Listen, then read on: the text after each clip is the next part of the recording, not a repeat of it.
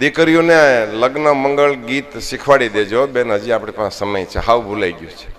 ગણેશ સ્થાપનાના કાંઈ ગાવાવાળા ન ગાઈ દે. ગણેશ સ્થાપના તો આપણી દીકરીઓને આપણા ગઢેરા જ ગાય તો જ સારું લાગે આપણા ઘરે. એ કાંઈ ગાવાવાળા અડધી કલાકમાં આવે તો 35,000 લે, 3 ગીતના 35,000 દેવા. દીકરીઓને શીખવાડી દેવા.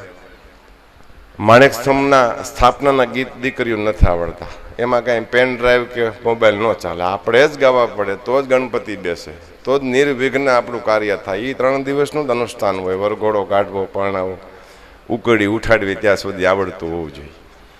એ સંસાર કોઈ ડામાડોળ ના થાય, એમ સુકન સારા થવા જોઈએ. ને વરઘોડાની સિસ્ટમ હેરમાં તો બંધ થઈ ગઈ છે લગભગ.